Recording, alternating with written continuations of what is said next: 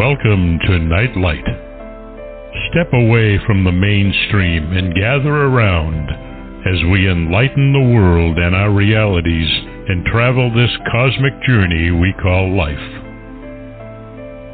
Join us as we share with you and provide that beacon that can guide us all to a better way. Explore with us as we examine a metaphysical montage of spiritual insights, covering everything from the mundane to the magical, UFOs to unicorns, and everything in between. This is a time of awakening, of sharing and evolving, of spreading our wings and soaring on the cosmic breath of creation.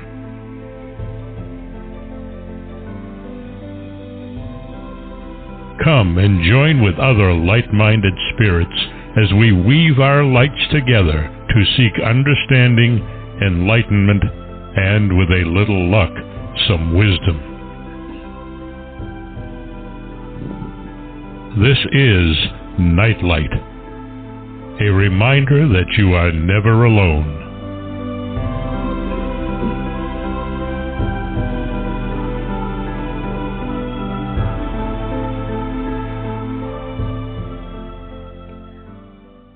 Welcome to Nightlight, everybody.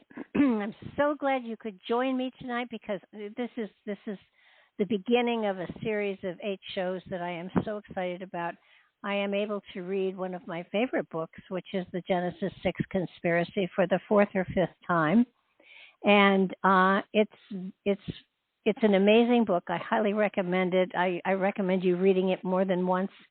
Earlier this year, we went through his Genesis 6 Conspiracy Part 2, section by section, and I found it terribly enlightening and exciting, and everyone really had such a great time with it. I said, well, let's do Book 1, and to be able to go through Book 1 again has been an absolute gift.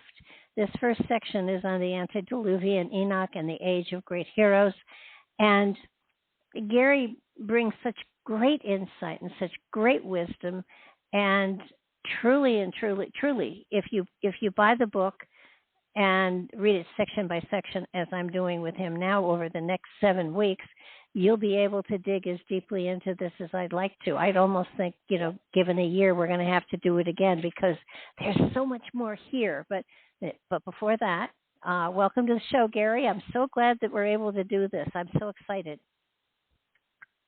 Yeah, so happy to be back with you and looking forward to doing the series on the book. I think it's one of the most unique books that's on the marketplace, and it answers so many questions for people in terms of what was and what is, and hopefully shed some light on where the future is headed as well. So it's going to be an interesting ride, and I'm hoping that the audience is going to enjoy it. Well, they have to. How could they not? You have done such an extraordinary amount of research into this, and I mean the number of books that you've delved into and brought into play here to sort of put meat on everything. When you read everything in the Bible cold, there's great worth in reading the Bible. Lots of people just get great, wonderful things from it. I get questions all over the place. So reading your book, explaining and bringing a greater insight into the times and the people and what was going on makes everything so much more real. And while it does give you a tremendous amount of information, it also brings up tons of questions, which mean you go and research and you learn so much more. So I thank you for confusing me and making me curious and sending me back to the books. Well, that's the whole idea, is to make people think and to dig deeper so that they can make better decisions as to what they believe, because a lot of times we just go along in this world and we believe what we're told to believe. And I'm a Christian contrarian, so I tend not to accept just what people say, and I like to verify things myself, and I would encourage people to do that. so that you're very assured of why you believe what you believe. So, and this book has challenged a lot of people to go back and rethink a few things. And I think that's, one of its enduring sort of factors. It's a book that's been out for, it was originally published in 2015, and it sells more books year after year. We'll see whether or not that happens this year, but it's on a very good pace this year, as is book 2. So it has a shelf life, and people tend to use it as a kind of a reference book because of how it's set up, that you can at least get into the zone of what you're looking for when you have a question based on the chapter names and dig it out for information. So, and one of the tricks that I try and do in both of the books is to try and do it with a bit of a narrative, so that it's like almost like a quest or a search or a journey, and that it continues, and it just keeps opening up more doors for people to consider. Well, yeah, a lot of the books that you referenced are, now I have the Book of Enoch, and I have Josephus, and I have the Gnostic Gospels. Lawrence Gardner is a wonderful author. Some of the others, Albert Mackey and Masonic History, are books or areas that, I don't have reference to. And then, of course, Scribes of the Time. And you said something very interesting, too, that the scribes of recorded history and prehistory, they wanted us to look into and investigate stuff. They gave us hints, but they didn't give us actuality, so that it does send us into researching and trying to figure out and find out exactly what those times were like. And the book is wonderful. I'm having a wonderful time rereading it. And, let's start out with the Nephilim, who they were and why were they on the earth? Yeah, very, very good place to start. And I would encourage people, if you have a copy of my book, or if you're actually go out and purchase one or receive one somehow, some way, is do read the preface, because what I do in the preface is I talk a little bit about the difficulty in the journey in writing the book, and I underline some of those authors that Barbara was just talking about, and I lay down some of the things that you want to pay attention to. And, as I was reading some of the Gnostic Gospels, there was in the Tripart Tractate, there was this secretive ancient organization, and it was actually just called the organization that controlled things. And that is one of those things that most people don't really want to take a step back and think about. Is there people or beings behind the scenes that are controlling things? And that's kind of part of a big part of the context of what the Genesis 6 conspiracy is all about. So in Genesis 6, we get the creation of, in the King James Version Bible, they called the giants. And if you have a NIV and some other translations, and I use the NIV in book 1 and I use the KJV in book 2. In the NIV, it calls them the Nephilim. And that's a term that not everybody is familiar with, depending on which translation you are and whether or not you're Christian or not. And it says in Genesis 6:4 that the sons of God went to the daughters of men, and they took any of them they chose, and they produced with them giants or Nephilim. And so that's a very controversial, set of verses 1 through 4. And it's in the preamble to the flood story. And it's part of the context for the flood story. And most people just sort of chop that part off. And I get it. When I first started to come back to Christ and started to read the Bible, and I wanted to track all the prophecy narratives, I kept getting to Genesis 6, and I'm reading giants, and I'm going, I don't want anything to do with that. Whatever that's talking about, that's not what I'm here to do, and that's just crazy talk. I get the cognizant dissonance. And so much so that that's a common feeling even throughout Christianity, that churches do not teach prehistory, they do not teach about giants, and they do not teach prophecy for the most part. And it's unfortunate because that's the whole context for the Bible. And so we're leaving out most of the context. So the sons of God produce with human females giants. And we know this is an actual giant. It's not an exaggeration because when we look at that word Nephilim and its meaning, not only does it mean giant and tribe of giants, it also means bully and also means tyrant. And those two words are not alternate definitions. Those are nuances to the definition because these were the bullies. These were the tyrants. And if you look at ancient history, particularly with the parent gods, but also with the tradition of the offspring gods after the flood, bulls were the gods, or the angels. And that their offspring, the giants, were also called bulls. And that's where the word bully comes from. And biblically, when we get Christ on the cross and he's surrounded by the bulls of Bashan, that is who is surrounding and mocking Jesus on the cross. And these are probably the invisible ones, and they're not showing up physically. There's humans there, but these ones would probably be in a spiritual form. And those are the demons, are the disembodied spirits of the giants. And these are the spirit forms of the fallen angels. They're the bulls. And it's important to understand that the bull cult was part of that ancient religion, but that's sort of getting ahead of ourselves. And then the other word is tyrant, and it goes back to Tyrannos.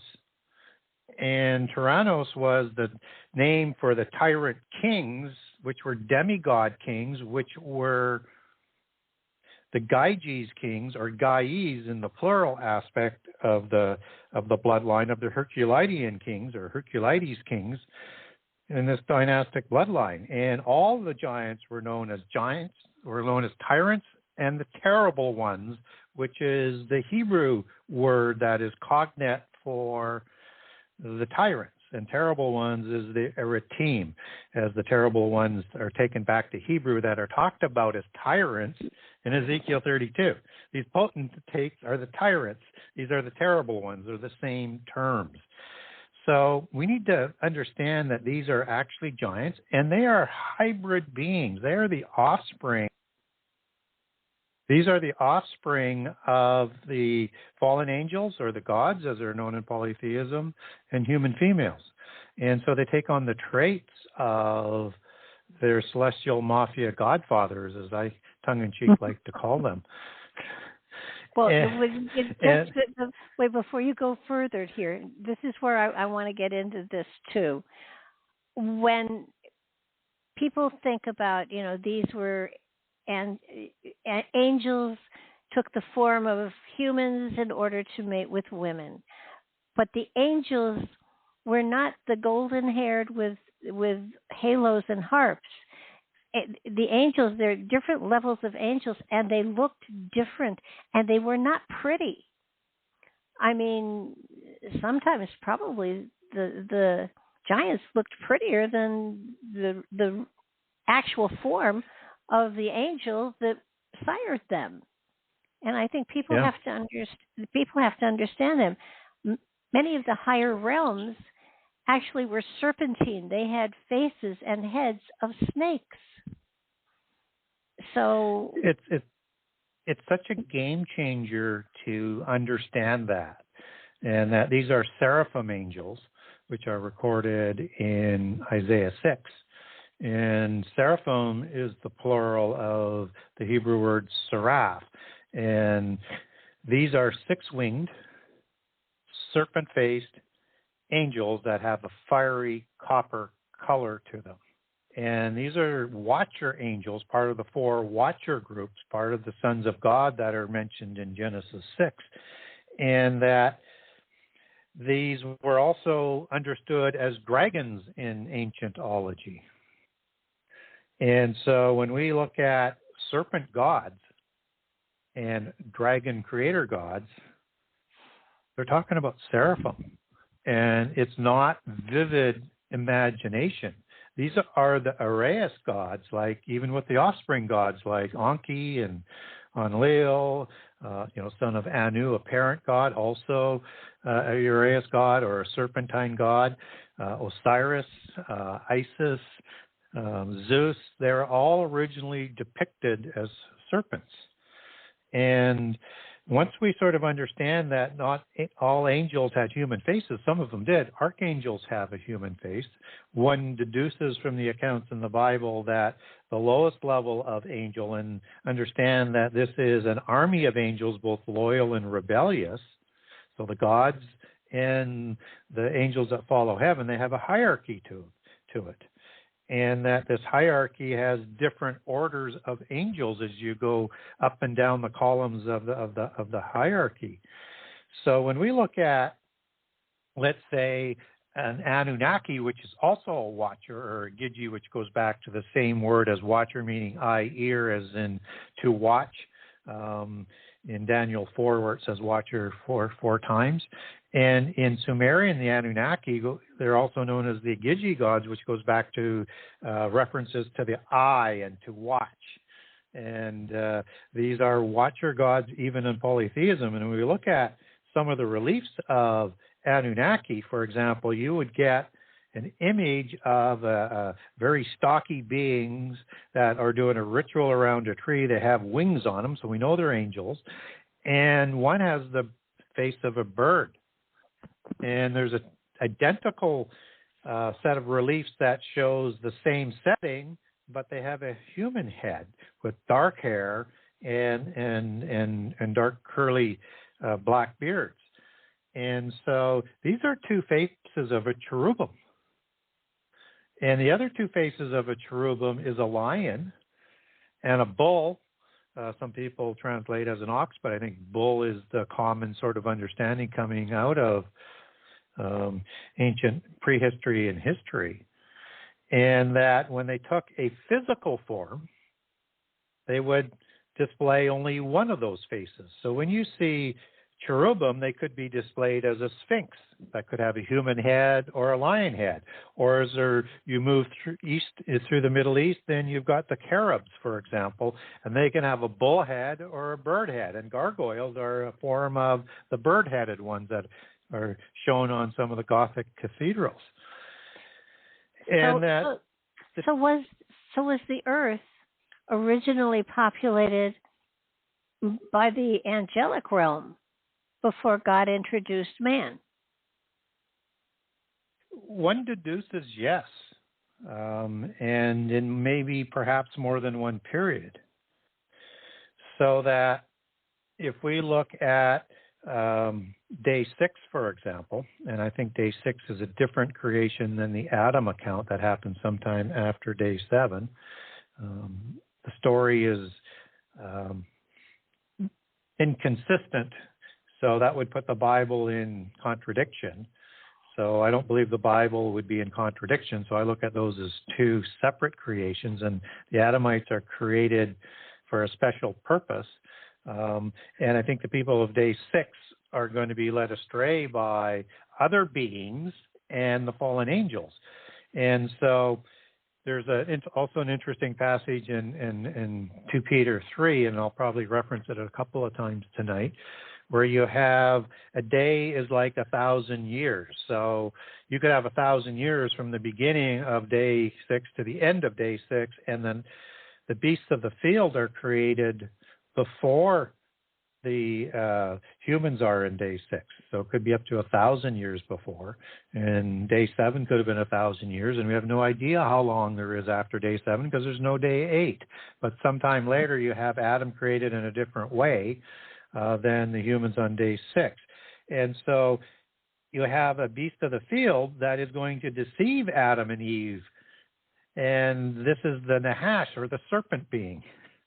And that as you take that back to its source word, Nahash, the same spelling, it means a sorcerer or a necromancer. So essentially a priest of polytheism that is partnering with Satan, who's also described as a serpent, and a few other descriptions, as well as a cherubim and a morning star and some other descriptions, is going to cause the fall of Adam and Eve.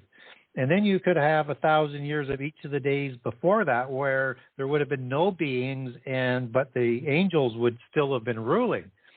And if you look at, as a lot of people believe, and I think you can make a very good case, and I mentioned this throughout book 1 as well, just as I referenced the difference of day 6 to the Adam account to understand history.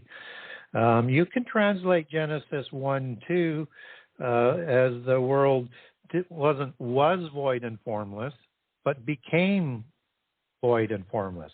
And that's tuho and buhu on void and formless, and it means to ruin or destroy. I won't go through the whole case for it on the show tonight, but you can get a document from me that I'll send you at no charge if you want to walk through the language of the verses and take it back to the Hebrew, which will show you, and it'll also match up with the 2 Peter 3 again.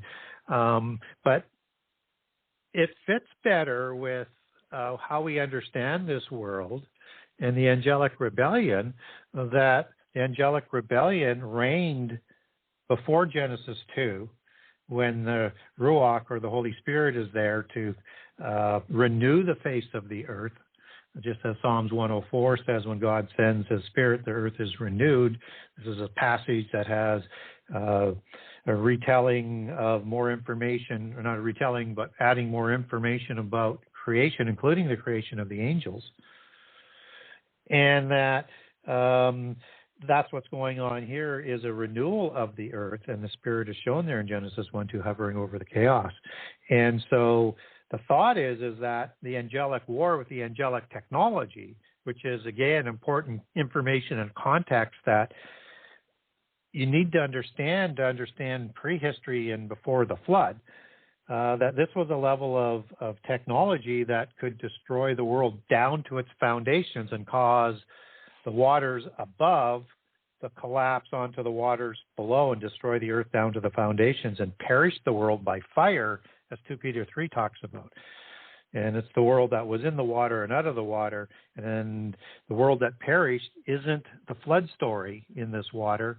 This is the angelic rebellion. And we have no idea how long they would have ruled before, or how many types of creatures and things that they would have created in that period of time. And also understanding that is that the chief watchers were seraphim. They were, according to most church fathers and the standard hierarchy, were, at the apex. And I think they may have been second from the apex, but or there may have been a reversal of rank after the rebellion. But watcher angels as seraphim, they would have preferred a being that looked like them, as serpents. So you can now imagine why the Nahash serpent, as beings, before they lost their speech, before they lost their intelligence, before they lost their legs or wings and legs, and were thought to be as tall as a camel, would have been their preferred being. And that's why they're so also associated with kingship. And that in that time, in that gap before the renewal of the earth, between Genesis 1 and Genesis 1:2, is that they could have reigned for billions of years and created all sorts of different creatures. And with the rebellion that was unsuccessfully waged, the earth was destroyed with that weaponry. Now, if you look at the pantheons all around the world, you have, as I said, you have these serpentine gods all over the world, whether it's the feathered serpent or the plumed serpent, like Quetzalcoatl. It's the dragon creator gods in India. You also have the Naga gods, and in India, the dragon creator gods in China. And they all, in those accounts, created giants. So they're telling the same story. And if they took that physical form, they would have created DNA, and then their offspring would have looked just like them. And so when you look at the kingships associated with serpent imagery, that's because the original Nephilim and the original giants after the flood would have looked like their celestial mafia parents. And so that's why serpentine imagery, that's why they were the Nephilim were depicted in that way all around the world, with very strange heads and with that serpentine image. It sounds like, too, that the giants of old were twice as big as the giants that, when you come down to, 14, 15 feet high when you're talking, further along in Genesis. But these original giants were much bigger, Pierce. Yeah, we don't know how big the antediluvian giants were. Some people think as big as, as tall as 500 feet. Mm-hmm. And they get that out of the book of Enoch with a term being used in the Aramaic translation of cubits, and there were stated to be 300 cubits, and a standard cubit is 1.5 feet, so that would be 450 feet.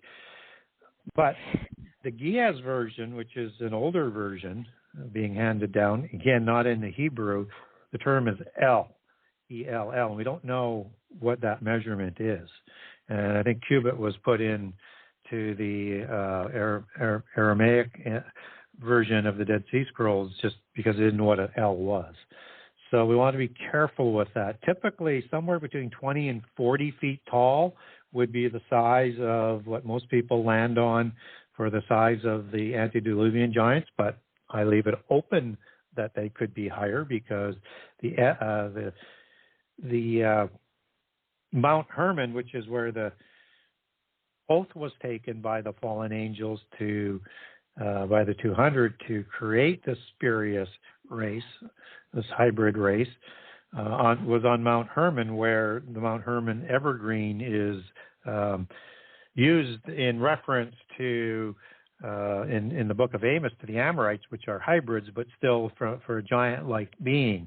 And that would be human giant hybrid versus human angel hybrid, and the distinction between the hybrids. And those trees could grow to be 100 feet tall and 50 feet wide. And a typical 2-to-1 height to width ratio in the beginning, just as Og's bed was 9 cubits long and 4 cubits wide, that 2-to-1 ratio again, because these were stout creatures. They just weren't gangly and tall.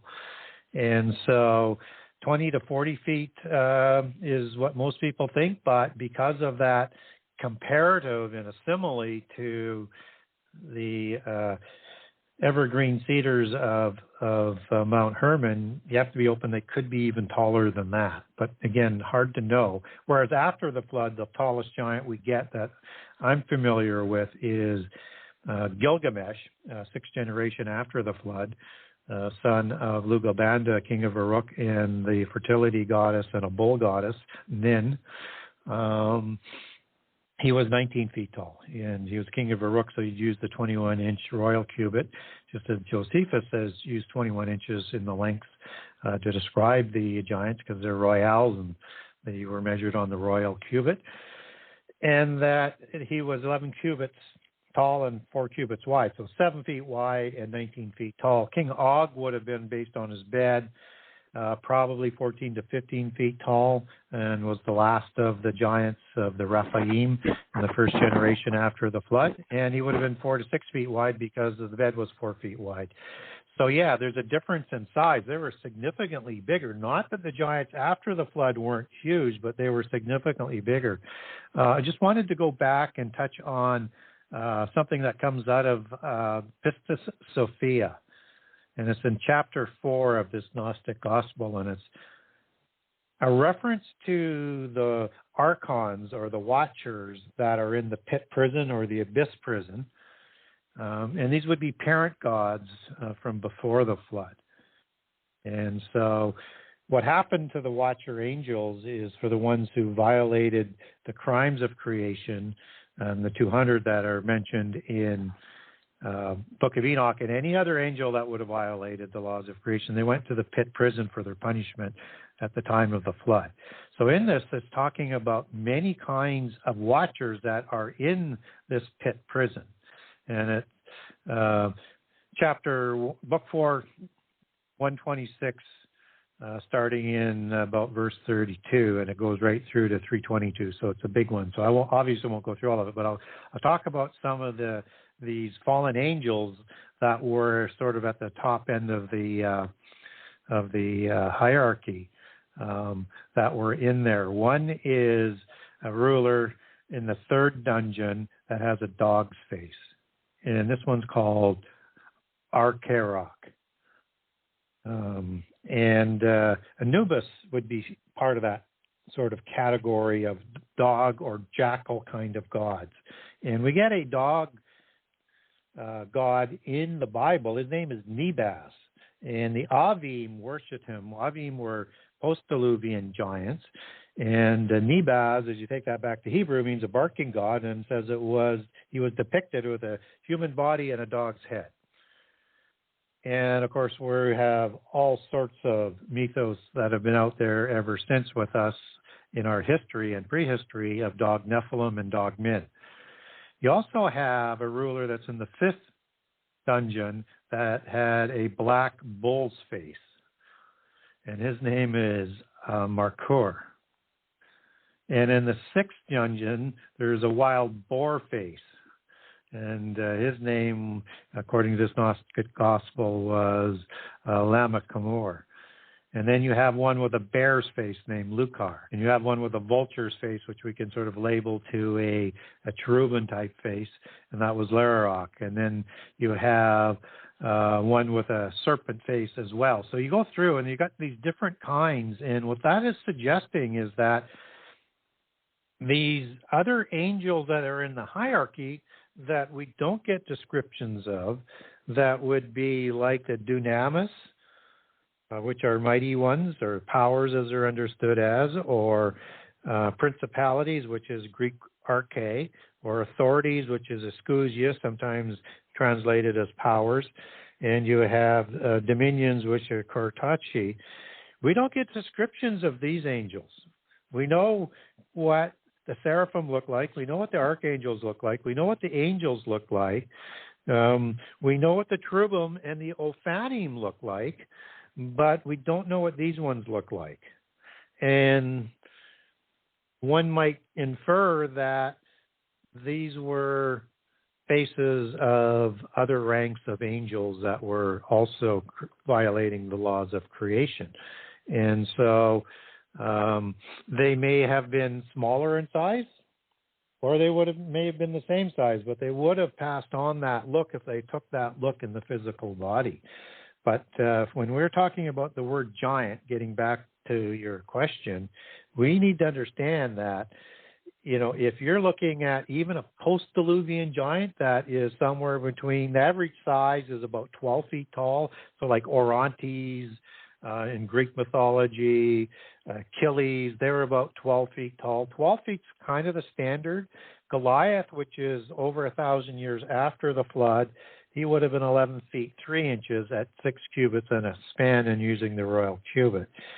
So these were more than twice the height of humans, and humans overall had a height-to-width ratio of 3-to-1, where these had a height-width ratio of 2-to-1, and were described in the King James Version Bible as stout, to sort of fit that description. And they were provided Og's bed that sort of substantiates that height-to-width ratio.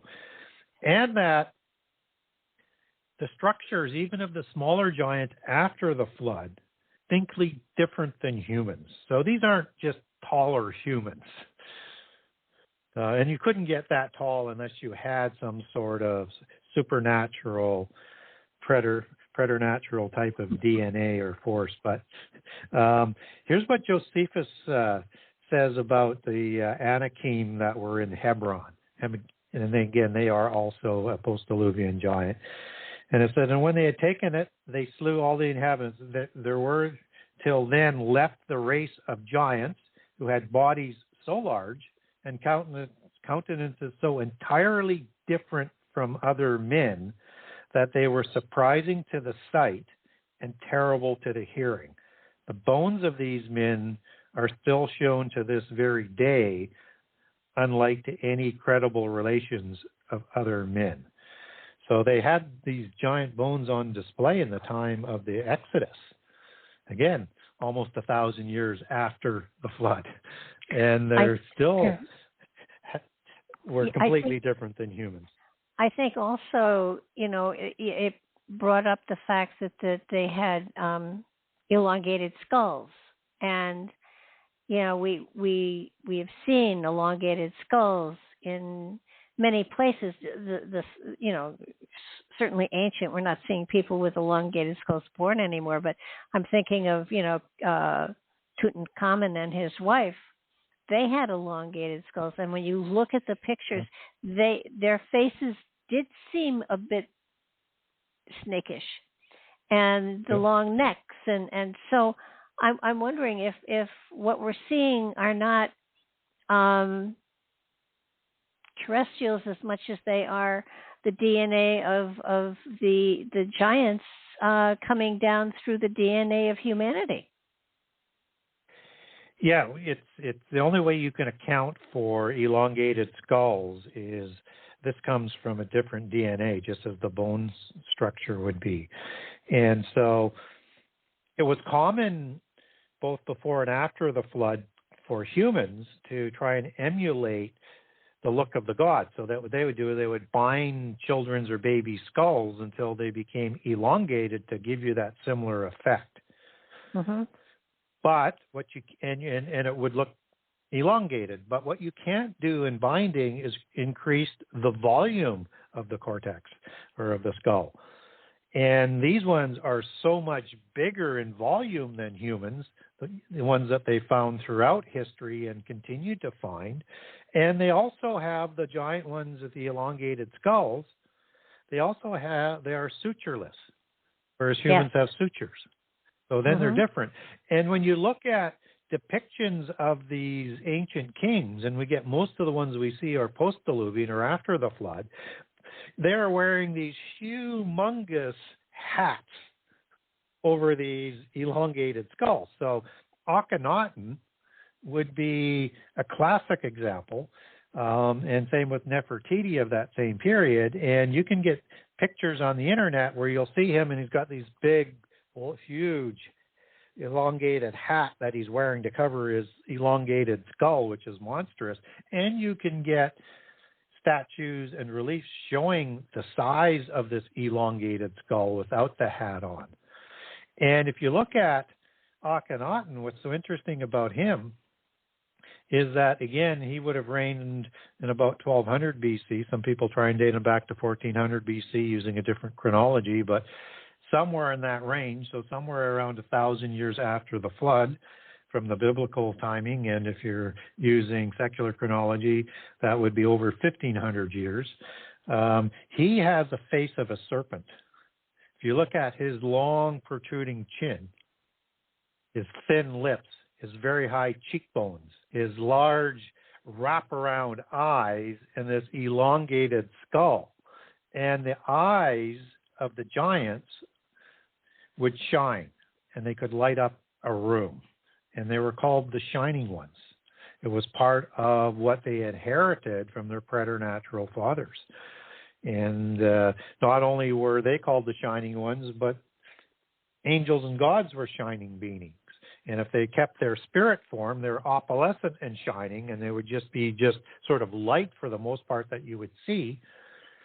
And there may be a form that's moving in it, but it's a spiritual form. But if they took a physical form, then they would get that halo look all around their body and would have a superior and more magnificent sort of shine to it than what could be projected just by the eyes of these giants. So if you can imagine offspring of the seraphim with these serpentine, elongated skulls with their eyes shone that were 2, 3, 4 times the size of humans and maybe more before the flood, and that their voices would just vibrate like Atlas, as is described in mythology, bellowing from the depths of the earth and having it vibrate throughout. That's why Josephus says they were fearsome to the sight as well, and they were also understood to be fearsome to the smell, and they would have this sort of sulfur sort of smell about them as well.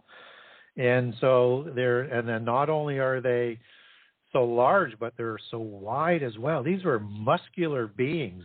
They would be built more like a NFL lineman or a WWF wrestler in terms of that muscle and bulk. But they were also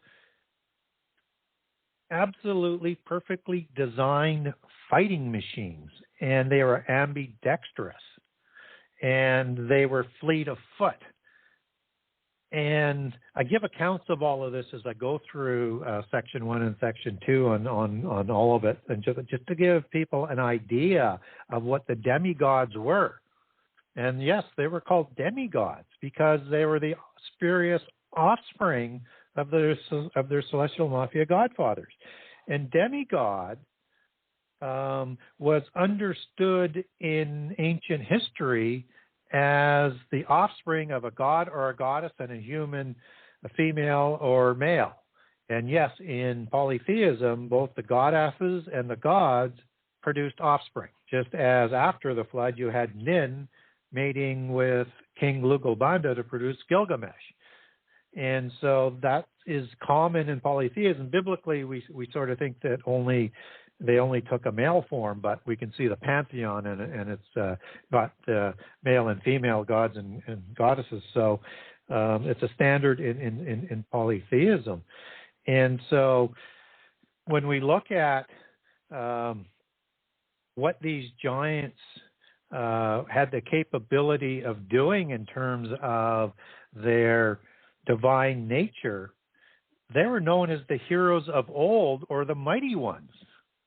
So in Genesis 6:4, where it says mighty ones, that's the Hebrew word Gibor, and Gibborim is the plural, and it was used to describe the giants because they were so mighty and strong. And you also have a translation with the NIV that they were not called mighty ones. They used the term heroes of old. And heroes were what they called the offspring of the Watchers and human males and females. So Gilgamesh was a hero, and all of the giants associated with Uruk were the heroes of Uruk. They were heroes in Greek mythology, just as Hercules, son of Zeus, and Alcmene, human female, was a hero and a titan. So just as you have titans of the earth in Greek mythology, you also have titans of heaven. And in many polytheist cultures around the world, the sons of God were also known as the sons of heaven. And you can sort of take that back to the Hebrew meaning, where the sons of God that are talked about in Genesis 6 are the Nephilim, as you understand them as the fallen angels. That's the fallen ones, and it's the source word for Nephilim.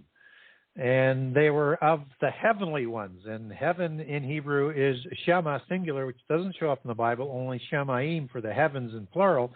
And you can also pronounce that as the heavenly ones, or define that as, and translate it as the heavenly ones, just as the seraphim are the serpent ones. And just as the cherubim are these four-faced ones, and just as the Nephilim are the giant ones, and just as the Gibborim are the mighty ones, you see the consistency there. These are the Nephilim of the Shemaim, and their offspring were the sons of the heavenly ones, or the sons of heaven. And so you have the Nephilim of heaven, and you have the Nephilim of the earth. You have the Anunnaki of heaven and the Anunnaki of the earth. You have the Watchers, as they were understood in Samaria, of heaven, and the Watchers, which were the giants of the earth that watched in the great cities over their religious centers and capital cities of those empires. And again, that's a standard term that goes all around the cultures around the world. Well, it makes greater sense as to why there was a rebellion if the earth was theirs first.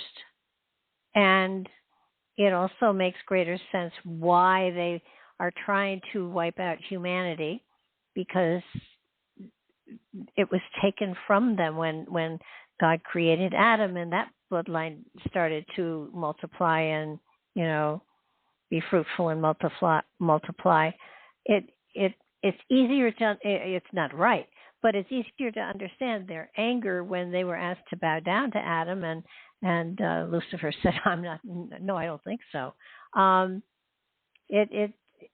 never understood, I don't know why. I just had the feeling that, gods were here to watch over humans, and therefore they got, they got tested, and they decided to have children with pretty women. But when you look at it this way, when you understand that they were here first, and that God decided to put humans down here too, I can understand their anger. It's sort of like, I don't think so. Find another planet. I find it so much easier to understand what happened. Not that it was good, but Yeah. So, and a lot of people say, well, if there are giants, why don't we have, recordings of that, or why don't we have the bones of that? Well, we have the skulls, and the bones have been discovered throughout our history. Even in the U.S., you have discoveries of giants. I mean, the tallest one that was discovered was in Pennsylvania. That's 18 feet tall. In West Hickory, Pennsylvania. And you have California, you have a 12-foot giant, and a 10-foot giant in Arkansas. There's actually a site that you can go to for old newspaper stories, and people want to get a hold of me, I can send you the link. It has a spreadsheet of all of these giants that were discovered, and they went to the university, who then sent them to the Smithsonian. The Smithsonian, and then they're not seen of again, or Smithsonian was contacted directly and they're not seen again. And if you go, you get the description in the spreadsheet, and as you go across the spreadsheet, there's a link to the newspaper article that you can actually go read and bring up and see the newspaper and the date of it. And they were discovered between about 1850 and about 1950, in that sort of zone. And we have the history of it. It's just that it's not well published, and it's generally suppressed. And that, it's amazing how many states that, giant bones were found in the U.S. It's absolutely incredible. From Alabama to Wisconsin, from New York to California, from Texas to Montana. It's all around. And the First Nations give descriptions of the giants with red hair, elongated skulls, living in caves, and they were the mortal enemies of humans. So we also get recorded in later history, when we get biblical ones, we get in Greek mythology, like I was talking about, like Achilles, which was 12 feet, and Orontes and others. But we get even in the time of the Roman Empire, when they were doing like gladiator fights and things like that, you had two that were named as Passio and Secundalia. They were 10 feet 3 inches in the time of Augusta. In the time of Claudius, you had Gabarus that was 9 feet 4 inches tall. And the largest giant skeleton found was in 1934, and that was about 31 feet that I found that I can look at with any sort of reliability. But those are just a few examples that come out of Roman history. And typically, most people accept the accountings and the accuracy of the Roman historians, unless, of course, it doesn't fit the narrative that's trying to be put out there. Well, it seems that, they were a lot of them wiped out by the flood, but then it seems that they did persevere, so that maybe they could swim well, I don't know, but they reappear after the flood, and then of course you've got Adam and Eve, and you've got that whole bloodline thing, but the Nephilim Nephilim are still here. They're still working against humanity because they want to destroy it. And you have to, admire they have all of the time in the world because they are part divine, but it's sort of like it's you've got the white hats and the black hats again, and you've got the good and the bad, and you've got a struggle on this planet that in many ways didn't start on this planet at all. It's almost as though this war was brought to this planet where it's being fought, and it's not being fought celestially, it's being fought physically here on the planet. Yeah, as what is understood in polytheism, as above, so below, right? So it's playing, and you could look at that as above is in heaven, or above is in the earth, and Hades is below. So you could run that either way, the way they like to word that. So yeah, what we are seeing playing out is the physical manifestation of that war that is sort of ongoing. And if you look at the Adamites, as we've talked about, as a different creation as the people of Day 6, they're created as the resolution to this angelic rebellion, which puts the Adamites in the crosshairs of the fallen angels, who created the giants to ensure, or try to ensure, and endeavor to destroy humanity, to first enslave them, and then to wipe them from memory, to wipe them from the face of the earth so that they do not reach their destiny.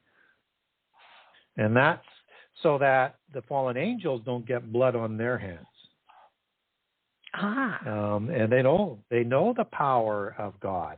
And so even in the rituals where you had human sacrifices to the gods, it was the humans doing it, not the fallen angels doing those sacrifices, because they're not going to cross over for the red line, so to speak, in fear of what El Elyon, the God Most High, might do to them before the allotted time. And so they use their offspring to do the things that they don't want to do. You don't hear even Satan in the Bible disparaging God. You don't hear Iblis disparaging God in the Quran. Iblis is the name for Satan in the Quran, if people weren't aware of that. But you hear humans and giants slandering God, just as the Antichrist figures slander God, and Antichrist in the end time will slander God and all the angelic beings. These are the beasts. These are the spiritual beasts, and that they don't know the full power of God, and they've been deluded by the gods that they worship. And so they do the bidding of their gods, and these are the invisible ones, and the visible ones are the spirit's offspring until their bodies die, and then they become invisible ones as well, as part of the demonic realm that are subservient to Satan and the fallen angels in the hierarchy. So after the flood, and after the Garden of Eden, and Adam and Eve are expelled, then you have the children of Cain and the children of Seth. And it feels as though that battle is then ongoing on a human level, and it mirrors the angelic battle. It does, and that's one of the things I'm trying to lay out in section 1, is to give more context to what is going on in the ancient world. So when in the creation of the Adamites, after the creation of the people of Day 6, you have Adam and Eve, who are going to produce Cain, Abel, and Seth as the first 3 progeny. And of course, Cain kills Abel and gets ostracized and banned from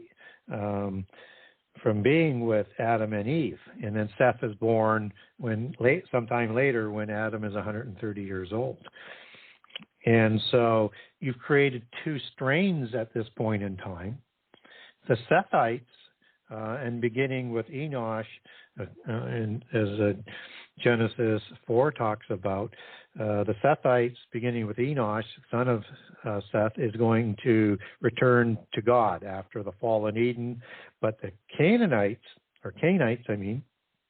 and his first son Enoch and their descendants, Cain never forgives God for his ostracizing and sent out into this world where he's given a special mark as a sign of protection by the God Most High so that other people don't kill him. The only way you could understand that is there's people of day 6, just as when he goes east to Eden, he chooses a wife, which there should be none there because Seth's not even born at this point in time. And then builds a city. Well, for who? Nobody's there. And the city's already named Nod. And so you get all of these details that would be just completely in conflict and nonsensical unless you understand that there's two different creations and there's a larger story. And so you get a genealogy of the Canaanites and the Sethites. These are from a polytheist version, the white hats and the black hats. And these are the rebellious ones from a monotheist perspective, right? And depending on which lineage or belief system you're in, you're going to look at whether God is the good one or Satan is the good one, and vice versa for the opposite side of the coin on that. So you've got these two bloodlines that are created, and one is worshiping the pantheon of gods. And so Cain with Enoch, they are going to do something very unique. And it's very important to sort of understand this sort of level of what's going on in the Antediluvian Epoch. And Cain, according to the Polychronicon and the history of Freemasonry, receives knowledge from Adam. Adam learned all of this knowledge in that recollection of running this monstrous facility that went from the Nile to the Euphrates River, from Mount Hermon to the Sea of Aqaba and the Red Sea and the Indian Ocean on the south. And there was orchards there when you take those words back to the original Hebrew. And there were fields of wheat and other grass crops. There were domesticated animals. And this is just an incredible piece of property for one individual to run. And then God decides he's going to have a partner to help him. So now you have two people that can run this whole place. And so in order to do that, he would have had to have a lot of knowledge. The question is how much knowledge from a Christian perspective or Jewish perspective would we expect that Cain or Adam would have had? I think it would be significant, whether or not it's to the same level as what the polytheists and the Gnostics and secret societies would suggest. We're just talking about degree, but this knowledge is passed on to Cain and to Abel, but of course Abel is murdered by Cain. And then Cain passes it on to Enoch, his son, and Enoch funnels this information into the 7 sacred sciences that we would understand as the 7 liberal arts today. So if people aren't all that familiar with them, the names of it aren't going to make you think, well, this was, crazy sort of technology, but what they do with it and who they partner with takes it to the level of technology that we're just trying to catch up to this day. So grammar, rhetoric, dialectics, arithmetic, geometry, or masonry as it's known in the craft, music, and astronomy. And those are the 7 sciences that they're going to develop the different levels of knowledge in that. And then out of the first 3, grammar, rhetoric, and dialectics, philosophy is going to be developed. And philosophy is the theology of polytheism. And philosophy is believed superior to the rest of the sciences because it acts as the arbiter between them and harmonizes all of them together and guides it in the application and the direction that they're going. And philosophy is the love of Sophia. Sophia is the mother goddess of Gnosticism, the mother goddess of the knowledge religion, which polytheism is. It's a knowledge religion, and you learn that knowledge as you go up in the degree, starting at third degree adept level, into however high it goes in the old system. And that and Sophia is the one who created the 12 archons that they would include Satan amongst and God and being equals from a polytheist perspective. And so this philosophy was used to develop what they called the absolute in the antediluvian time. It was the supreme ideal real. And it was a level of technology that could destroy the earth, and some people even speculate the universe, if they let it loose. And how it got there was with the merging of the knowledge of the gods in polytheism, and in the book of Enoch, the watchers that provided them the knowledge, and Azazel is the one who provides the most knowledge and the most critical knowledge to parading the world into destruction. And we get this bank of knowledge that's understood in polytheism throughout history, and it's known as the knowledge that's in the hidden vaults of Enoch in sort of its more pure tradition. It's known as the pearls of wisdom. It's known as the archive of the Masons. It's known as the emerald tablet. It's known as the golden fleece. It's known as the tables of the destiny of the Anunnaki. It's the golden apples. It's the hall of records. It's the Smyrna Hermetitus and the table of Ham, the rainbow treasure at the end of the rainbow, and the tablets of technology, or the Shatia, also in Jewish mysticism. It's known by more names than that all around the world. It's a common history, just as all of this is a common history, because giants were created all over the world in the same way. And we have this knowledge that is used to develop the world in the time, and it really goes on steroids in the generations of Lamech of the Cain line, and with his sons Tubal-Cain, Javel, and Nama, and that this knowledge has the ability to destroy the earth by fire through war, which is going to bring the world to its knees. And if there's not an intercession, the wars that the giants are causing all over the world, and the best sort of polytheist example would be Atlantis, with the 10 kings of the Atlantean Empire trying to conquer the world, and is destroyed by the flood, by the gods in polytheism, to prevent all this violence from progressing. So when it says in Genesis 6, with the creation of the giants, and then God says the whole earth was corrupted, and the violence was throughout the world, and the godlessness was throughout the world. This is all references to the power of the religion that comes out of the sciences to protect it, which is Enochian Mysticism, which is a sun-worshipping bull cult, and the same religion that is passed on to the post-Diluvian world. It's part of the organizational structure of the giants when they're created in the sixth generation, and the giants usurp the kingships, usurp the religion, usurp the knowledge, and reserve it for the top two classes of the four-class system to enslave humankind, and are there to lead humankind away from God with this religion, just as Cain did the same thing with the Cainites. And so the goals of the seven sacred sciences are to lead people away from God, number one. Number two is to slander the God of the Bible. Number three is not to give him credit for anything.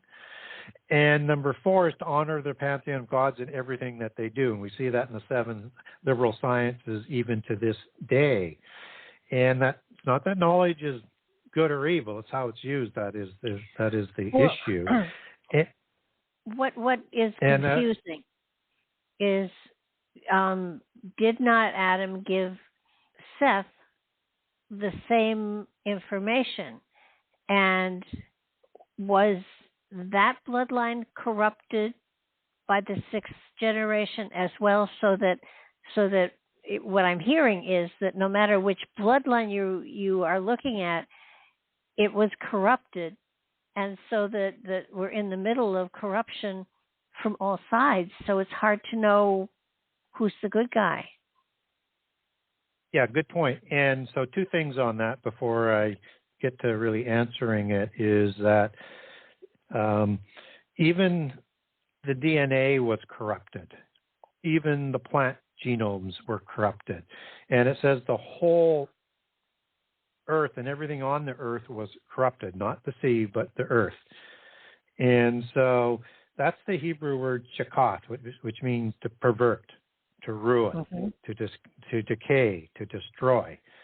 And so, yes, by the sixth generation, according to Josephus and other accounts, and we don't get that sort of smoking gun on that with that exact wording, that the Sethian line had become corrupted as well and become polytheist. And only Noah was pure in spirit, pure in physical DNA.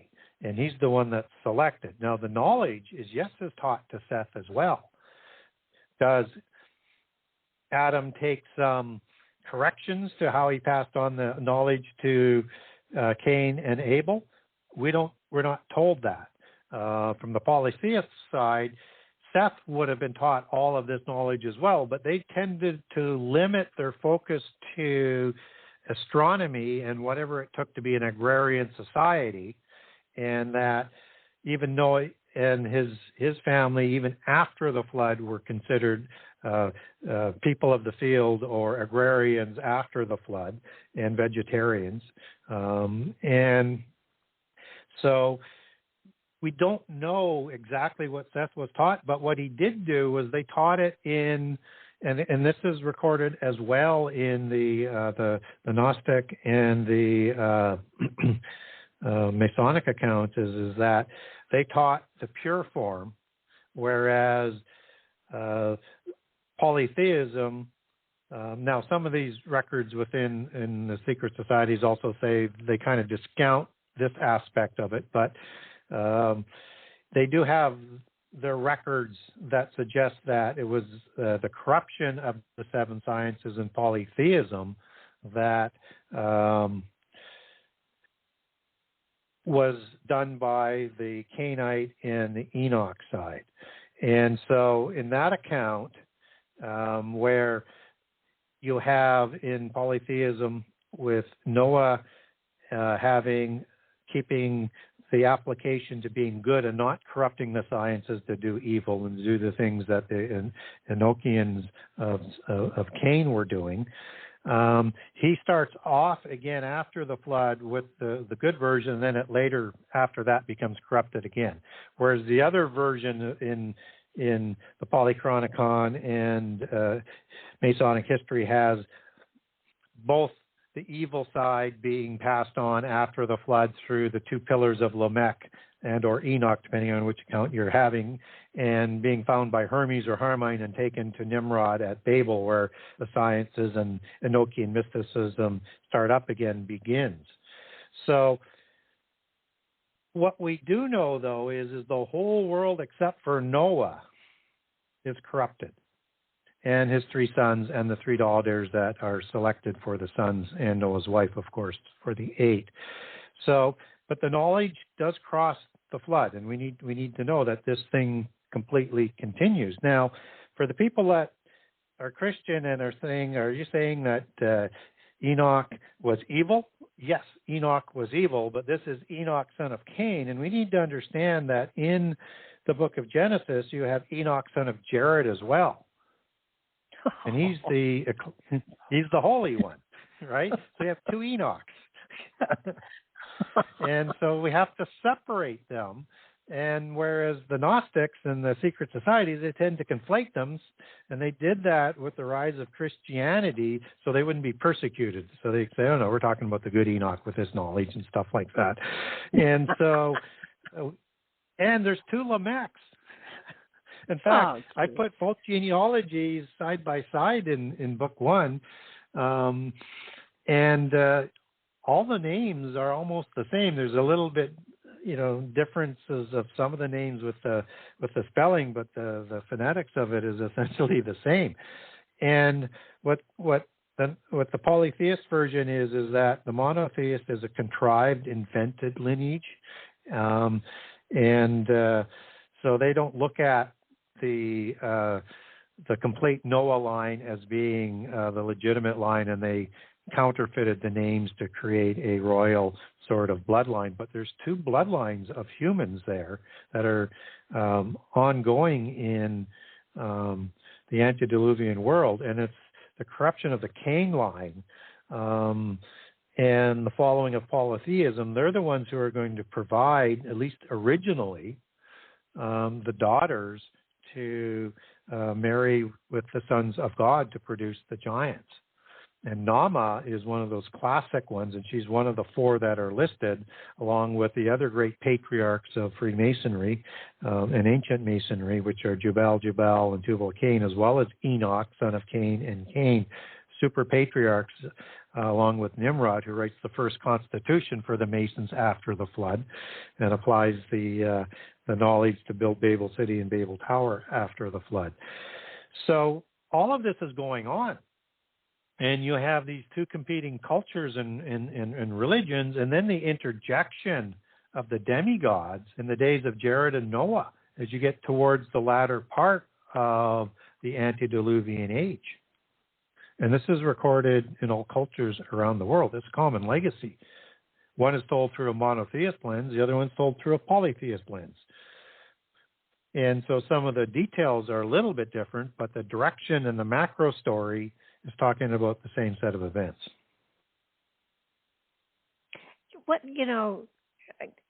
I got it. I mean, the similar names do get a bit confusing. It's not like there was a shortage of names. That they could have made it different, but I come to the point where if everything has been corrupted before and after the flood, then where do you find purity? Where do you find truth? And where do you find redemption? And it's a good question because why would there be a difference? Well, it's only if you accept that there was no surviving concept or people practicing good and practicing the ways of God were to disappear. It gets close after the flood, but you start off with 8, and many of them are going to get corrupted. And through the Shem line, you're going to get a series of a genealogy that goes down to Abraham. And you can make a good story that if Abraham is selected out of Sumeria to go to live in the covenant land filled with giants and Canaanite hybrid giants, to start monotheism again, there may not be any other monotheists by the time of Abraham, and he's the last one. But it continues with Abraham and the knowledge of God and his knowledge through him down through into Israel. Now, the polytheists would suggest that was completely corrupted as well, but that's the flip side of the coin, looking at Christians as being evil, and that they're not the corrupt side; they're the ones who are the good ones. So in the beginning of the show, we talked about the tripartite tractate, which was Gnostic gospel that referred to the organization. And it was a secretive, mysterious organization of ancient history and prehistory that fights against the dark forces of ignorance while preserving ancient knowledge and building impressive polytheist monuments to represent spiritual places.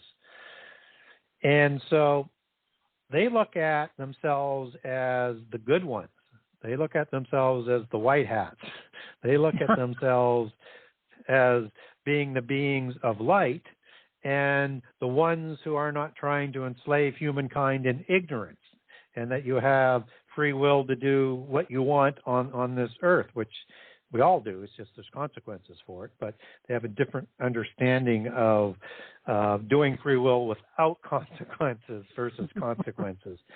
And so, and that they believe that we are, that Christians and monotheist Jewish people are evil ones, and one would presume those loyal to from an Islamic perspective that they believe is the God of the Bible, that with that being said as a monotheist religion and that being the honest truth that they believe that, then they would be looked upon as evil as well by the polytheists because they're a monotheist religion by their definition.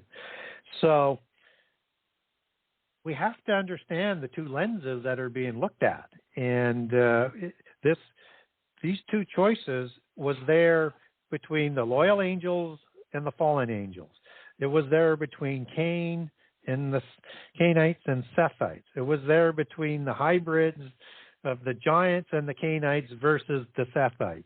It shows up again after the flood with Noah and the humans, who then become corrupted except for the Shem line, and you have the Shem line, and then you have the corrupted human line again, and giants somehow, somewhere that show up after the flood.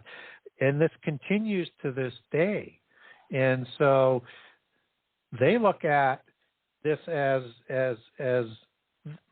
I shouldn't just say they on it. It's looked upon probably on both sides, and I would encourage both sides to step back from this, that this is a fight between sort of survival of each, that both cannot be here at the same sort of time. But this does come to a head several times throughout history, and there's another head coming to fruition in the end time again. And so there is this ongoing conspiracy, though, to corrupt humankind, to enslave humankind, and to ensure that they do not make their destiny. And so they're there to destroy as many people as they can. Well, you have also the aspect of Lucifer coming in here and sort of directing traffic. It feels like that he is. It's interesting. He stands back and doesn't get his hands dirty, but he seems to be the individual that is controlling everything. Kind of like, I didn't do it, they did it, so they get punished. And I mean, at one point, watchers are being thrown into the pit, and Lucifer can still walk around in heaven. It isn't quite that literal, but he isn't punished. But the other angels are. He was in control. Yeah, he's degraded to Satan status from the chief angel and the most powerful angel. So he gets almost like a plea agreement for a temporary stay. He's not sent to the pit prison, one deduces, because he did not create any giants himself. What he did was he corrupted loyal angels to follow him and then convinced them, persuaded them, or influenced them to create the giants to destroy humanity, so that humanity won't be raised up in the future time to be like angels and to judge the fallen angels, as the New Testament tells us. So his time is coming, though. And as the period of the Adamites play out, so that all the names in the book of life that were written in there from before creation have an opportunity to leave their name in that book or be blotted out, has a chance to leave their name in that book. So there is a set time that's timed by the completion of that complete list of names. So there is a time frame for this. But Satan is above the fray, so to speak, as you say, and he is the leader of the fallen angels. He is the one who sits above the council of the gods that's described in Psalms 82, that rules over the 70 nations, that's talked about both before and after the flood, in Deuteronomy 32, where all the earth and the peoples and the nations were split up amongst the the sons of Israel, and in this case, before the flood, it was numbered by the sons of Adam. We get that number through the Table of Nations after the flood as 70, and also numbered by the sons of Jacob before in Exodus 1:5, born in Egypt. That even though they're not named, Adam would have had 70 sons for the 70 nations before the flood, and that word Israel means ruling God or the reigning God. And so the sons of Israel is the sons of the reigning God that the whole earth was divided amongst. And that's an important dual prophecy in Deuteronomy 32 that gives that important prehistory information.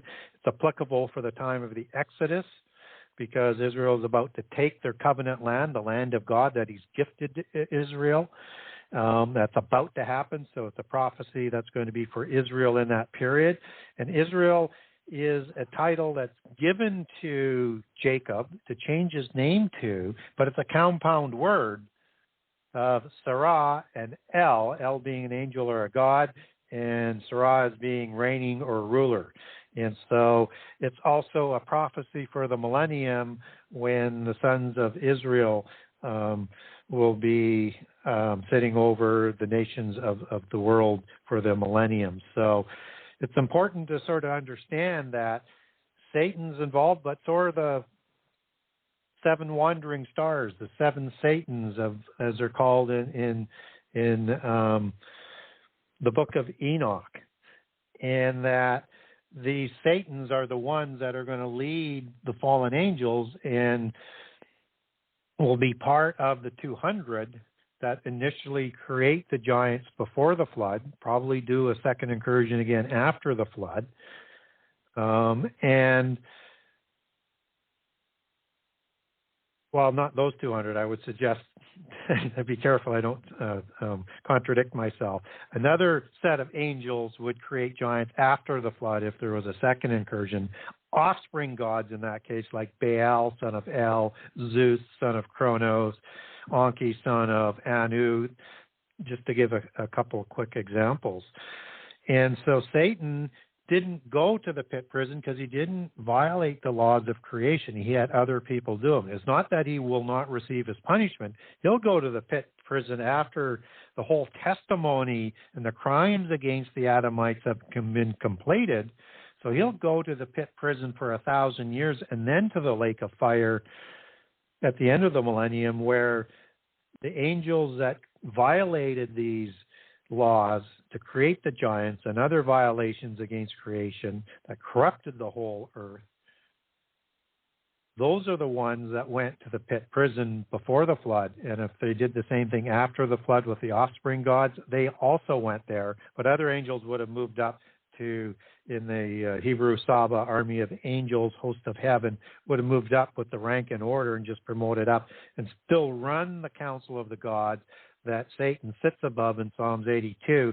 And that's a different council than God has in heaven. Its council in Psalms 82 is the Hebrew root Eda, where it is Moed in Isaiah 14. And Isaiah 14 tells the rebellion of Satan when he tries to raise his home is thrown up to heaven to be like God and to reign over the council in heaven, but has to settle for the one on earth. Question. Now, the fallen angels are the angels that rebelled against God. And yes, the ones that were sent to the pit were the ones that had married humans. Are there fallen angels on the earth plane now that didn't have children with humans, but are still fallen angels because they rebelled against God? Yes. Yeah, and that's what we have to be aware of. Those are the invisible ones of the council of the gods that the visible ones, their spurious offspring and their descendants, still answer to and communicate with. So we still have corruptors in our midst, no matter what. Yep. Yes. How do they impact humanity if they are invisible? Well, what we don't get since the time of the original offspring gods after the flood. So sometime around Babel or shortly after, that series of violators went to the pit prison as well, and those were the ruling offspring gods, because even in the Ugaritic text, for example, they're trying to bring Baal and that back to create more Rephaim after the flood, because they're having a fertility issue. So, but we still have these invisible ones. We don't see them or have a record of them, at least from a biblical perspective, that they will still take physical forms after that second incursion or after Babel. I'm not saying they can't. We just don't get that physical sort of recollection biblically. We just get the spiritual sort of aspect. So one sort of deduces from a Christian perspective that new parameters or restrictions were set on after the second incursion to create the giants after the flood. But they're still there, and they still have powers. They still have the ability to influence the earth. And so they have been using ever since, and you don't see the same power of the gods being enacted sometime after the flood. You have these gods, but they only have idols of gods, but they can't really do that much compared to what they used to be able to do. They don't walk amongst humans after a certain period of time after the flood. So there's something that's happened, but the invisible ones are still controlling the visible ones, and they are promising immortality to their spiritu's offspring and the descendants and the generations thereafter.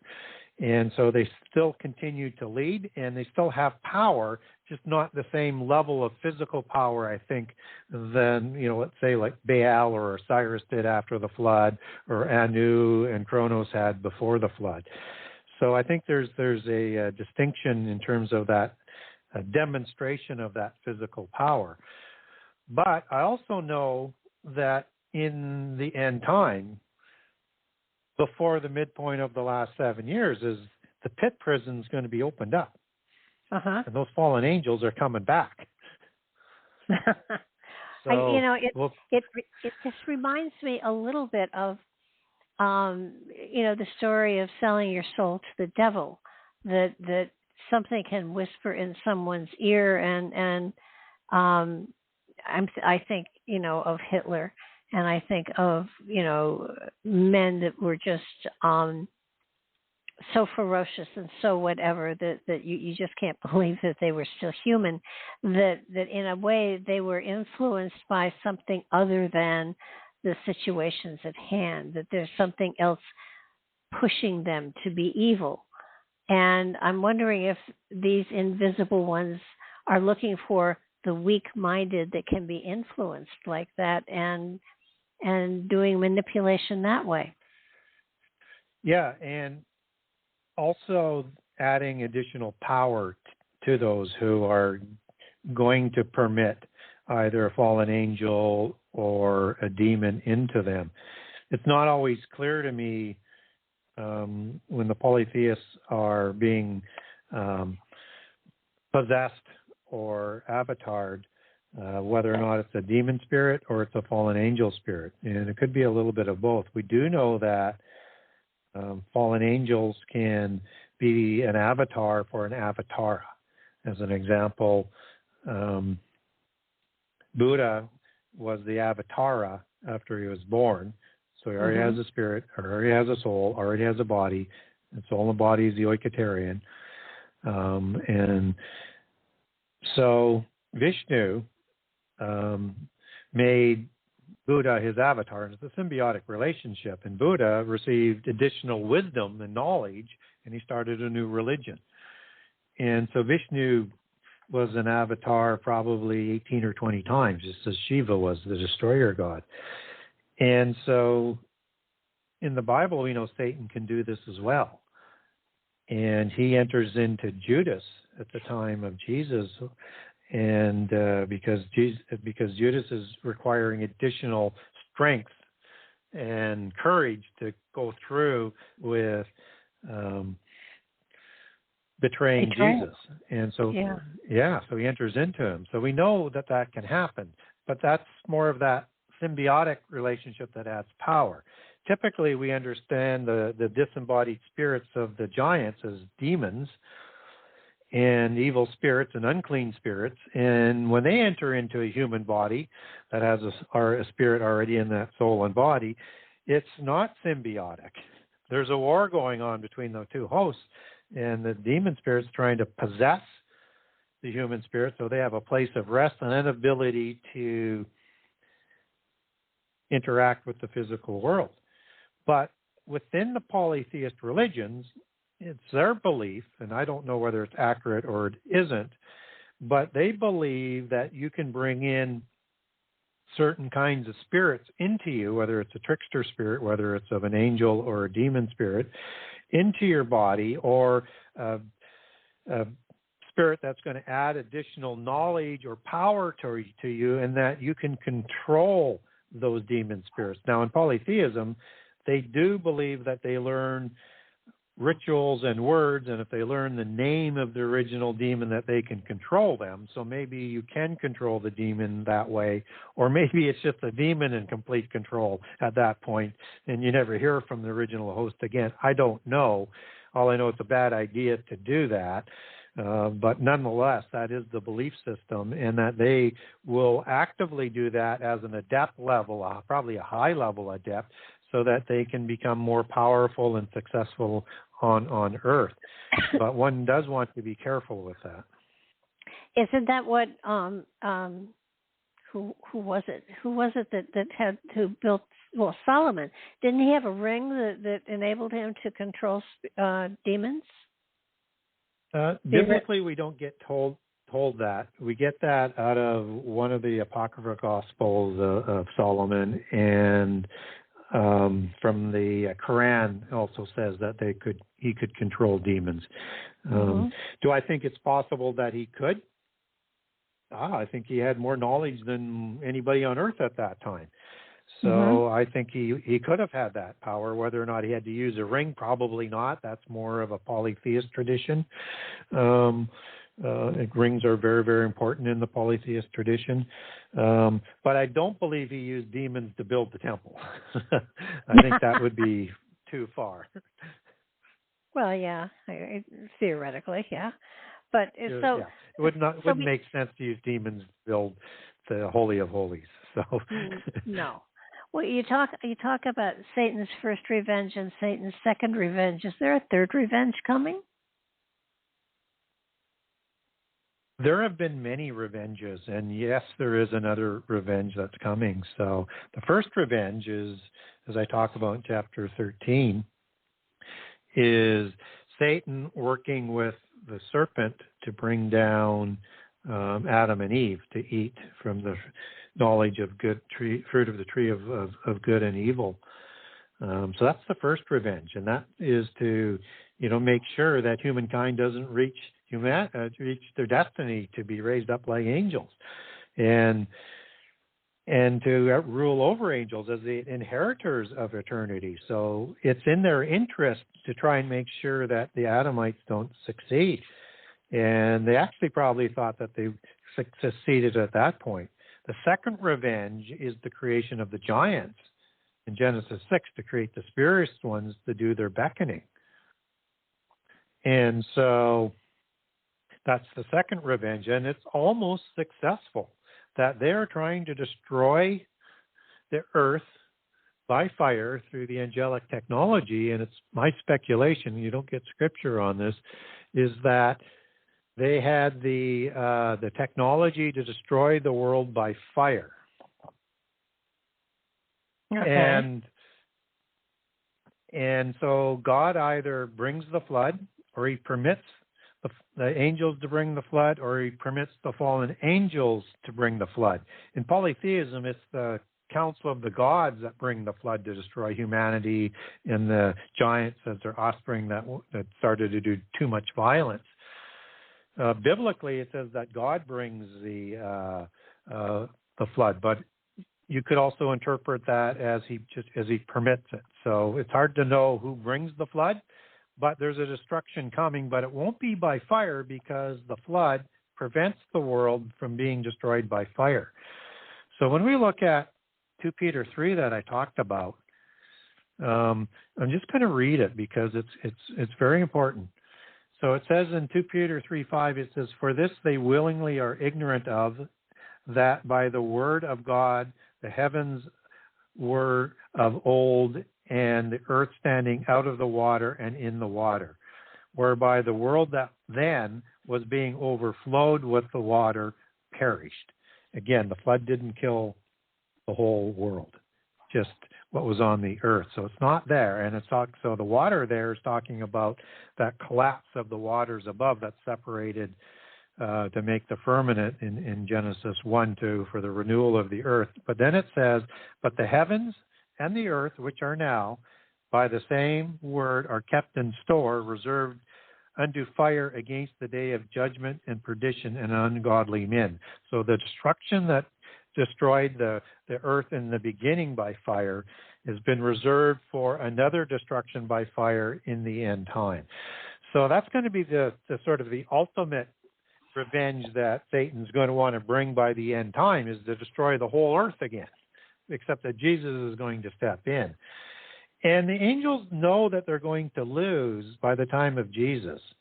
And they make a crucial mistake in the time of Jesus because they ensure, as the princes of this world, and as it talks about in 1 Corinthians, that if the princes or the archons of this world had known about the resurrection, they wouldn't have ensured they had Jesus crucified. So they didn't know about the resurrection. They didn't know the ultimate plan that God had set in place with the Adamites. So from that point on, they're just trying to kill as many as possible because they know that they're going to lose, but they continue to deceive their followers and their spiritual offspring that they can still win this battle. And so other revenges, lots of revenges. So you have Nimrod at Babel is another revenge of Satan to try and ensure humankind doesn't reach their destiny. Mm-hmm. You have, I won't go through all of them. You have Eliphaz and Esau who are going to marry Horim giants after the flood to create hybrid giants and to try and usurp the inheritance, Messianic promise, and blessings by wiping Israel from the face of the earth. They're going to try and kill Jesus when he's a baby as part of the revenge to ensure the Messiah doesn't come. There's lots of revenges that Satan does, but the two biggest ones are the original fall and the creation of the giants. But the ultimate thing that he's working towards was to destroy humankind. He can't get there, but he's going to try and destroy the whole world, even though he knows God and Jesus can step in anytime that they want. If indeed the angels and God are immortal and eternal and everything, and the angels were here originally for thousands of years, perhaps longer, why didn't they just pick up and go to another planet and let God have humanity here on this planet? Wouldn't that have solved all of this? I mean, there have to be other planets that they could have gone to. Yeah, they wanted another realm of their own. I don't think that the fallen angels ever thought they could defeat God. What they're hoping for is that Satan could be like God in another realm, and the fallen angels would be in that other realm as well, to live on their own and out of the reach and authority of God. They're hoping to win that accommodation and as justification for their rebellion. God didn't permit that. He created them immortal and created them with intimate knowledge of God. Now, they all obviously don't know everything. Even the Son doesn't know everything because he doesn't know when the exact time and hour of his coming is. Only God knows. El Elyon only knows that, not Jehovah the Elohim or the Word of God. So not all the fallen angels don't know all things that God knows. So he knew they were going to rebel. He created them with free choice to follow him or not, and they would have intimate knowledge, but yet a full third of them rebelled. And so humankind is created as the resolution, and we were created mortal with little knowledge of God, and we have to choose God on faith. And for that, we will earn our adoption as sons of God, even though we have human fathers, as the New Testament tells us, versus angelic fathers, or God, as the Word of God created at the command of God, all of the angels, Colossians 1, and that we will be adopted like that in the future time. So we're rewarded to be raised higher because we weren't mortal. We're thrown into this world where this fight's going on, and we're in the center of it. One side is letting it play out to convict the fallen angels by the crimes that they're committing as they're trying to justify their rebellion by saying even the humans are going to rebel. So if they rebelled, why would you save them and not save us, or let us go into another realm, as we talked about?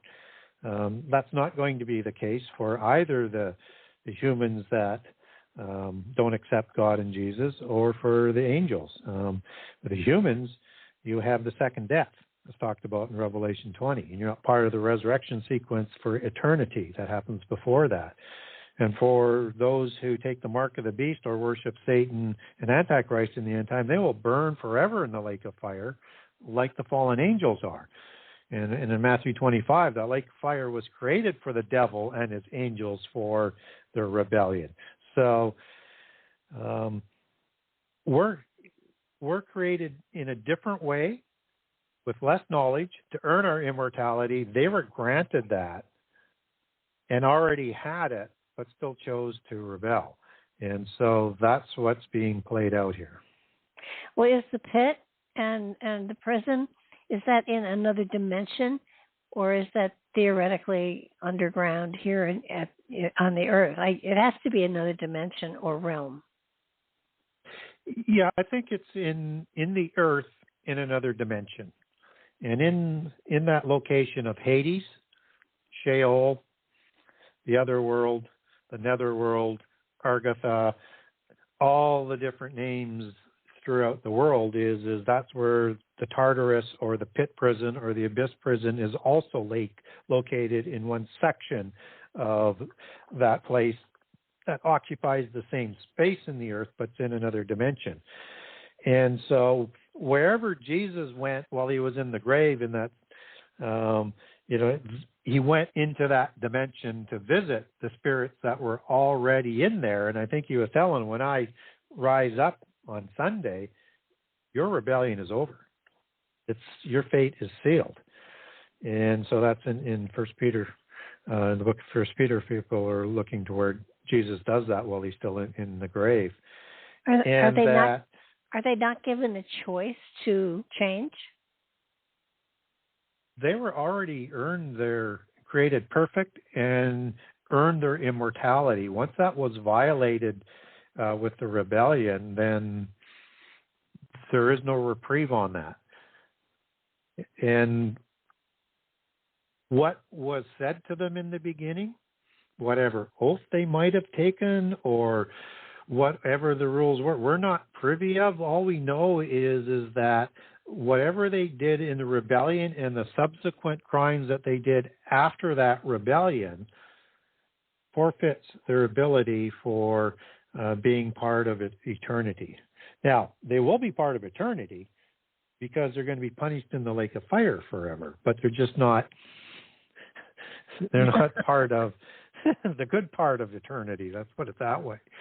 Okay. So it's not clear whereas humans, because we weren't already awarded with our immortality, there's an ability, if we choose not to accept God and Jesus, then we get the second death. But if you choose to, like I say, with the mark of the beast, then that forfeits it. And it just seems to me that whatever the fallen angels did, they did something that's not forgiven. And in that is this very interesting passage in the book of Matthew that says the sacrifice of Jesus atones for all the sins of the world except for crimes and blasphemies. I add crimes as well, but blasphemies, as you take that into its nuanced meanings in the original Greek there, except for the blasphemies made against the Holy Spirit. Now, the Holy Spirit is understood in polytheism as a goddess or a female. And so counterfeiting the Holy Spirit as a goddess would be one of those blasphemies against the Holy Spirit. If you are creating giants, it's a violation against the laws of creation and a blasphemy against the Spirit, because they are providing a counterfeit spirit or a Xerox spirit that is passed on, which is immortal, into human flesh and creating the giants, which is why God limited the body life to 120 years in Genesis 6:3, because he didn't want physical spirits that have physically immortal bodies to live forever in the physical world. It's just a violation against the whole laws of creation. So that's one of the laws that some of those would have done. But anything that would violate whatever laws and is on the authority and domain of the Holy Spirit when it comes to life, whatever those rules are, they are held accountable to that within what they did. And again, we're not told exactly what all of those violations would be, but the fallen angels would have known that from the beginning. And so when you look at the oath that the 200 swore on Mount Hermon, Harum Anathema, which means, an oath of carrying it out to the end no matter what the consequences were, they clearly understood what they were doing. Now, what violations the other fallen angels who didn't violate the laws of creation, that didn't go to the pit prison, that they would be part of the same type of punishment with the lake of fire. They just weren't in the pit prison until the end time. I don't know, but it would have to have something done with their initial creation and whatever they were told at that time, and then whatever some of their actions were within that rebellion. So that's why it also makes more sense that if you had an angelic rebellion, that would be better placed between Genesis 1:1 and 2, because of all of the destruction of that world, that the Word had to recreate, and with the life-giving Spirit of the Holy Spirit renewed the earth after that destruction. So there was a significant level of blasphemies and crimes or violations that would have been done probably before Genesis 1:1 and 2 that destroyed the old world that they would be held accountable for. And then with the restrictions that they were told that they could do with the creation of humans and the Adamites in the renewed world, as Psalms 104 talks about, when God sends his Spirit, the earth is renewed, and the Holy Spirit is in Genesis 1:2, hovering over that chaos to reseparate those waters. Or after the separation of those waters, will go in and bring life to the earth again at the behest of God and in conjunction with the Word of God. So something happened there that convicted them, and it has to do with the Holy Spirit. We're taking reincarnation into consideration. If someone is corrupted in life, pass away, their spirit comes around and comes back again, is that spirit still corrupted, or is it cleansed? So biblically, we don't have a reincarnation doctrine. That's a polytheist doctrine. But from a human perspective and from a Christian perspective, when humans die, their body goes to sleep in a sleep-like state, and so does their body and soul will go and turn into dust, but the spirit sleeps and returns to heaven from where it came and will remain in that sleep status. Counterfeit spirits aren't permitted to go to sleep. Counterfeit spirits are going to roam the earth as demon spirits, or have gone to the pit prison in the sides of the pit, as Ezekiel 32 references, as the terrible ones who did terrible things to humankind while they were on earth when they die. Or in the polytheist version, the third option is with the knowledge that they'll learn in their knowledge cult, that they can find their way into Hades and Sheol, where their gods rule from, and be with their gods. Only 3 places that they can go, but their spirits don't split. Where they can't go, spirit is into heaven, because that spirit doesn't come from heaven. And the fallen angels, except for Satan, aren't permitted into heaven anymore. Satan is only permitted in to do his reporting back to God. So they're no longer allowed to be in heaven, but they will storm heaven just like they did in ancient history, just as Antichrist will, in Daniel 8:10, will war with heaven and throw down some of the starry host. I think that's the same time as the war in heaven in Revelation 12, where Michael and his angels will throw all of the invading angels from the abyss and the council of the gods back down to the earth for the last 3.5 years. So we need to understand that reincarnation is a doctrine of the royales for them. It was never meant for the mundane, for the bottom 2 classes, even if you're a polytheist follower. It was a doctrine designed to give knowledge for when that body would be released from the body that was no longer immortal. And from Genesis 6:3 forward, the bodies were all no longer immortal from the creation of the fallen angels, which created the Nephilim and then the Rephaim after the flood. And so that was designed to help them find their way to the other world, or Valhalla. It's the same story all around, but it's only the warriors and it's only the upper 2 classes that have that gene of Isis, or as I like to call it in Book 1, or the Elby gens, or the Cretizens, or the Fabia gens, or the Elby gens, or all the different gens around the world from specific Nephilim and Rephaim and Celestial Mafia Godfathers. Only those spirits are allowed to have the true knowledge to find your way into heaven if you can get there. And there's ways where they believe, like if you lose your head, you're not getting there. You're probably going to the pit prison. Well, yeah, one would think so.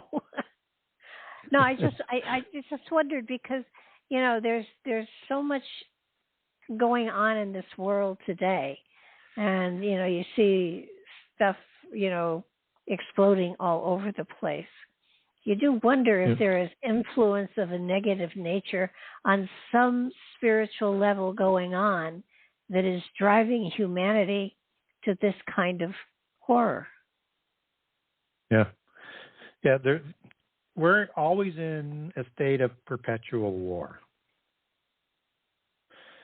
And it's a war between the leaders of the world, who use humans as their foot soldiers and pawns, using 2 metaphors, in this ongoing rivalry of the bloodlines and this good versus evil. So you've got the macro level with Satan and God at the macro level, that the polytheists believe Satan is the equal of God, just as Satan and the God of the Bible were part of the 12 archons created by Sophia, just as one quick example, because I know our time's getting tight.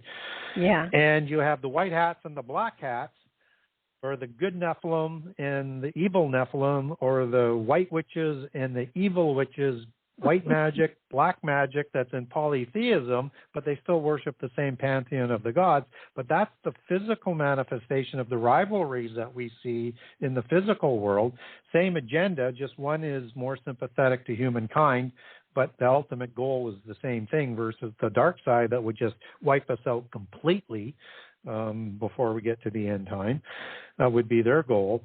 This is always sort of ongoing, and we need to understand that we are the fodder as humans in those rivalries around the world that eventually will produce one dragon Messiah. Yeah. I think that's what everybody doesn't. I think people just don't understand that we are the cannon fodder. There's no doubt about it. Yeah, and from whichever side they're using us, but one is nicer to us as we go through, but the ultimate result will be the same thing. And so war was taught to the giants before the flood by Azazel. And Azazel taught all the arts and the crafts of war, how to make weapons, how to utilize it, and the technology that went with it. And it was why he's the scapegoat for all the sins of the antediluvian world as it's recorded in the book of Enoch. And biblically, we get a second goat, a scapegoat that's sacrificed on the Day of Atonement for not described sins. The first goat is for the sins of Israel, but the second one goes into the wilderness or the abyss. And that Hebrew word for scapegoat in the KJV is Azazel. And I think that's a sacrifice for the sins of Azazel that was the destroyer of the antediluvian world and was degraded to goat god status, a satyr, as in a hairy goat god watcher, as you have a compound word of sair, of sa, which means hairy, and goat, and several other words like it. And it's source words that go back to words goat as well. And then Ayer was the word for watcher, as we talked about at the beginning of the show. That's why he's depicted as a goat god. And part of that whole goat god ideology, that originally he was seraphim. And as the leader of the fallen angels, he's going to be the destroyer who likely comes out of the pit prison in Revelation 9, just before the midpoint, to destroy the whole world. Again, attempting to do through fire, which he tried to do before the flood. Wow. Well, we are, that's a lovely way to end. We are almost out of time. Your book has 8 different sections, and we are going to do a different section every week. And next week is section 2. So if you get the book and read along with us, it makes it more fascinating, and it also gives you more questions. But prior to that, if you want to get a hold of Gary, you want to give out your website and how to get a hold of you? Yes, the Genesis6conspiracy.com, that's Genesis 6 with the number 6conspiracy.com is my website. And on the website, you can get a signed copy from me. Under Buy Now, Buy from the Author, I have a Canadian page, a U.S. page, and then an international page for the whole world. So you buy book 1 or book 2 that way. You can also link over to barnesandnoble.com. Amazon.com, Amazon.ca. Also link over from the website for the Kindle edition from Amazon. If you want to contact me, there's a Contact the Author button. If you want to ask me a question or get a document on some of the things that I talked about tonight, I supply those at no charge. And the Audible version for book 1 came out about a month ago. And it is produced through Amazon ACX and another partner. And that it is available through Amazon Audible and through iTunes. So if you prefer the audio version, that's available. And book 2, we're going to have a delay on that because the narrator, I selected the same narrator. He's had severe health issues and has flatlined 3 times and still surviving. And once he recovers, he'll do book 2, because book 2 is just as big a challenge, if not bigger, to do than book 1 was, and he did a marvelous job on book 1. Fantastic. Well, thank you again. I look forward to section 2. I'll have all sorts of questions ready for you then. And this was fabulous. I'm looking so forward to the next show. So thank you for being here tonight and sharing all of your information with us. Well, thank you. It was my absolute pleasure to do so. I know we covered a lot of territory, and that's just section 1. I know. And we didn't cover everything in section 1. So that tells you how much information might be in the book, and I would encourage people to put it as part of their collection. Me too. Absolutely. This is a great read, and and I've done it 3-4 times now, and I'll probably pick it up again. And I'm going to keep going. So do please get the book and read along with us. Good night now.